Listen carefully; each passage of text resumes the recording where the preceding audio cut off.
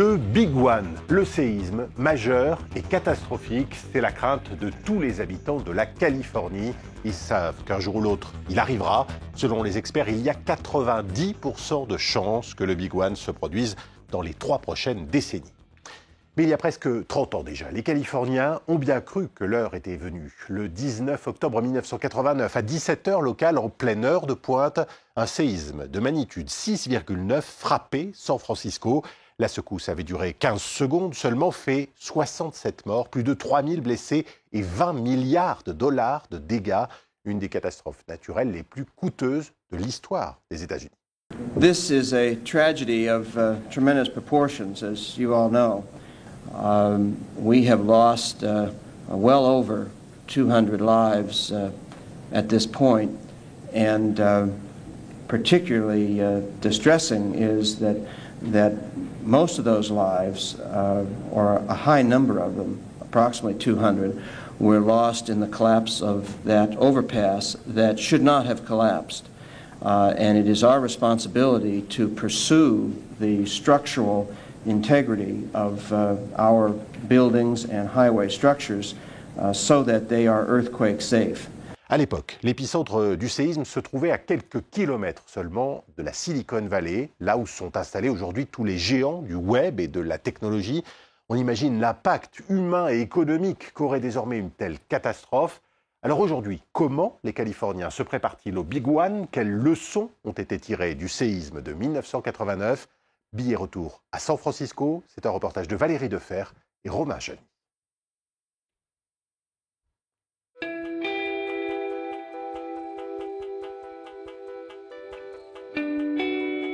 San Francisco, un paysage unique. C'est la deuxième ville la plus densément peuplée des États-Unis et ses habitants vivent depuis toujours sous la menace des séismes. 30 ans après le tremblement de terre de Loma Prieta, le visage de la baie de San Francisco n'a pas changé. Mais les cicatrices sont profondes et le souvenir du séisme est dans tous les esprits.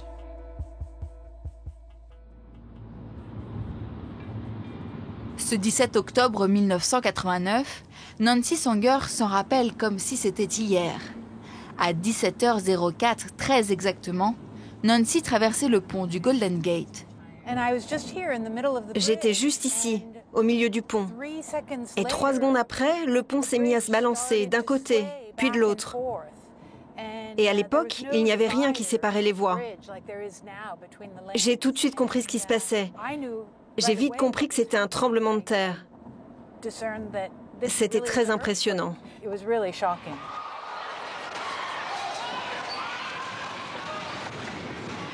En seulement 15 secondes, le séisme d'une magnitude 6,9 fait 67 morts et 3000 blessés. C'est le plus gros tremblement de terre aux États-Unis depuis plus d'un siècle.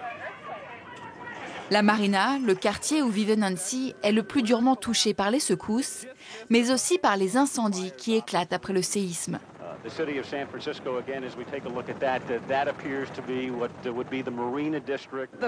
Plus de 200 immeubles sont détruits. Les incendies ont brûlé plusieurs immeubles et d'autres se sont écroulés comme un château de cartes. Des immeubles de 3 étages sont devenus un seul étage. Après le tremblement de terre, les conduites de gaz se sont brisées et les fuites ont déclenché plusieurs dizaines d'incendies dans toute la ville. Problème, le système de canalisation d'eau de San Francisco n'a pas non plus résisté aux secousses et les pompiers n'ont plus d'eau pour éteindre les feux. Ce bateau, le Phoenix, permettra d'éviter le pire. Le lieutenant James Draper se rappelle de ce jour avec fierté. Lorsque les premiers camions de pompiers sont arrivés sur les lieux et ont vu les immeubles en feu, ils ont raccordé leur lance d'incendie à la borne. Et là, ils ont réalisé qu'il n'y avait pas d'eau. Alors, ils ont appelé le bateau de pompiers qui a réussi à accoster. Ils ont pris cette lance et l'ont raccordé au bateau. Ils ont ensuite tiré le tuyau jusqu'au camion de pompiers. Ils ont branché le tuyau et ont pompé l'eau de la baie. En tout, 20 millions de litres d'eau de la baie ont permis d'éteindre les incendies. Mais ce qui a surtout marqué ces pompiers, c'est la mobilisation citoyenne. Face à l'urgence, plus d'une centaine de civils ont aidé à porter les lances d'incendie de la baie jusqu'au feu. C'était une telle scène de chaos, il y avait tellement d'urgence. Tout le quartier de South Market s'était effondré et tous les camions de pompiers étaient mobilisés pour sortir les victimes des décombres. Ils ne pouvaient pas aller à la marina pour éteindre les feux. Donc beaucoup de pompiers en repos et surtout beaucoup de civils ont aidé les pompiers. Les pompiers de San Francisco ont retenu des leçons du tremblement de terre de 1989. Les pompiers de San Francisco sont aussi préparés que possible pour le prochain gros séisme qui, d'après ce qu'on nous dit, arrivera bientôt. Nous avons renforcé nos immeubles. Nous avons appris de nouvelles techniques à nos pompiers, surtout en ce qui concerne les immeubles qui s'écroulent et les incendies. Les pompiers ont aussi rénové un système unique. Des citernes d'eau éparpillées dans toute la ville. Plus de 180 piscines géantes et souterraines. Au total, c'est 40 millions de litres d'eau stockés sous la ville et disponibles en permanence. Les briques au sol délimitent le réservoir. Vous verrez ces briques partout dans la ville. Comment est-ce utile en cas de séisme? C'est très utile. Si j'arrive ici, que cet immeuble est en feu et que la borne ne marche pas, alors j'ai 75 000 litres d'eau disponibles pour éteindre le feu. Mais aujourd'hui, ce qui inquiète les pompiers, c'est la densité de la population de San Francisco. 1,6 million de personnes concentrées chaque jour sur une petite péninsule. La densité, combien de personnes seront présentes, combien de personnes vont courir dans les rues, les voitures, les immeubles qui s'effondrent, c'est ça notre défi.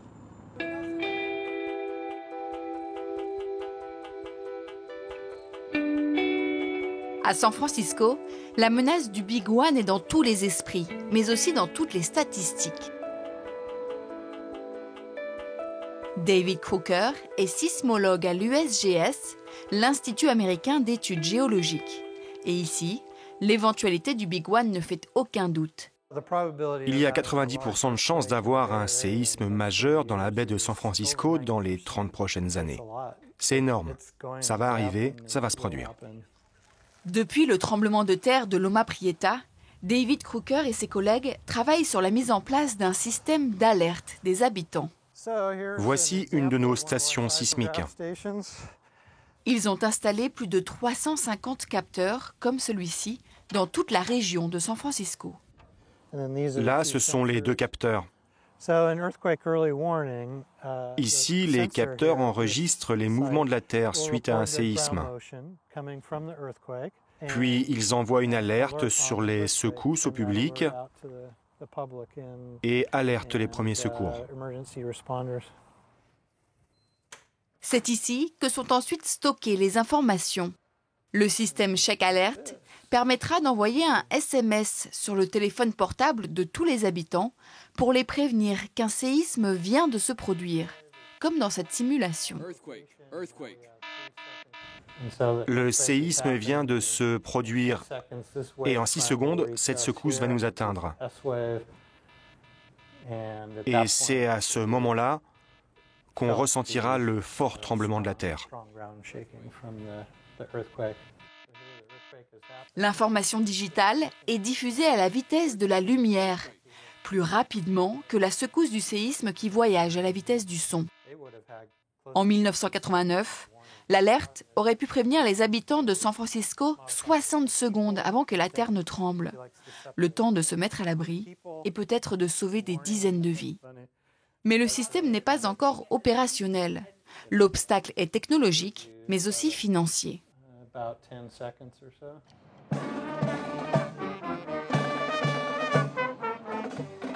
Ces jours de fête à San Francisco, la ville célèbre la Saint-Patrick. Pourtant, derrière le sourire du maire de San Francisco, se cache un peu d'appréhension. Mark Farrell vient d'apprendre que le président Donald Trump souhaitait retirer les subventions au programme Check Alert dans son budget de 2018. C'est incroyable que ce ne soit pas une priorité du gouvernement fédéral aux États-Unis. Mais malgré cela, nous devons réagir. Nos résidents doivent se retrousser les manches. La mairie doit évidemment faire sa part. Nous allons faire ce qu'il faut et nous verrons bien ce qu'il advient avec le budget fédéral. La ville saura réagir en conséquence. Car San Francisco ne dispose que de 300 pompiers pour près de 2 millions d'habitants et de travailleurs présents chaque jour. Alors en cas de catastrophe naturelle, la ville espère pouvoir compter sur des volontaires.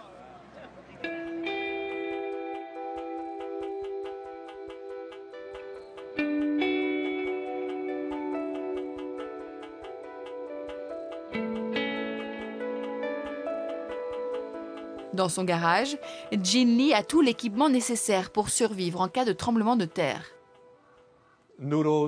Des nouilles, des fruits secs, des flocons d'avoine, des céréales, des produits qui ne nécessitent pas beaucoup de préparation.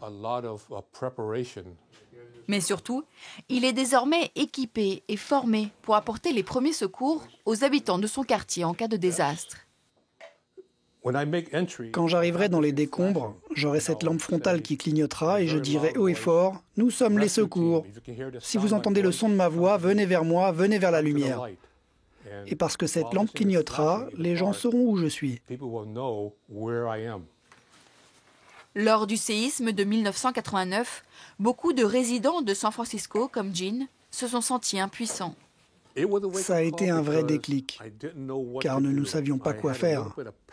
J'ai ressenti beaucoup de panique et je me disais « Mon Dieu, que dois-je faire ?» C'est alors que j'ai réalisé que je devais me préparer en cas de désastre. De cette frustration est né un programme de formation des habitants de la région. La ville de San Francisco dispose désormais d'une armée de 28 000 civils formés aux premiers secours, grâce à des mises en scène plus vraies que nature.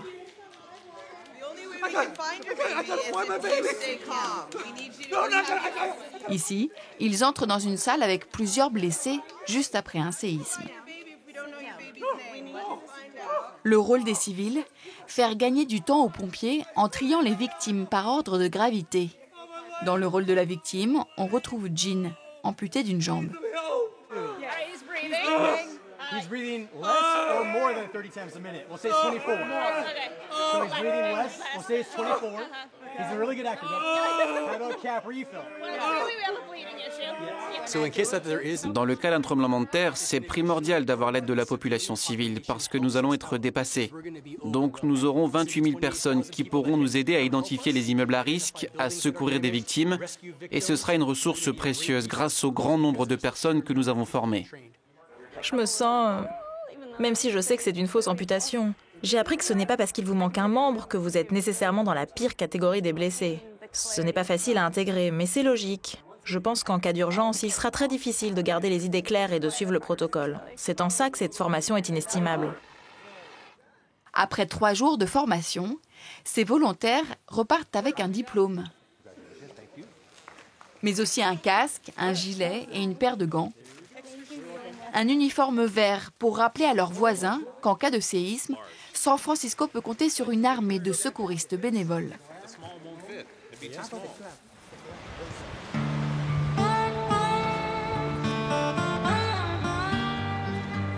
Si les habitants de la baie de San Francisco se préparent activement au Big One, d'autres en Californie ne prennent pas la menace très au sérieux. John organise des excursions touristiques dans la faille de San Andreas, celle qui fascine autant qu'elle effraie. Car c'est l'inévitable réveil de cette faille qui sera à l'origine du Big One. D'après les scientifiques, il doit y avoir un séisme majeur tous les 150 à 200 ans. Le dernier gros tremblement de terre dans le sud de la faille de San Andreas remonte à 1690. Donc techniquement, nous sommes très en retard. Cette frontière géologique de 1300 km qui s'étend du Mexique au Canada sépare les plaques tectoniques du Pacifique et d'Amérique du Nord.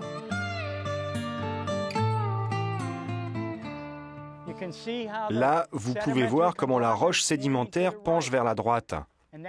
Et puis, lorsque vous regardez sur votre droite, La roche penche vers la gauche.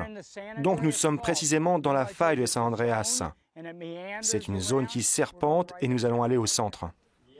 Ces plaques tectoniques se déplacent de 3 cm par an. Elles se frottent en permanence et sous la pression finissent par casser. Selon les prédictions des autorités, le Big One devrait faire au moins 2000 morts et plus de 50 000 blessés.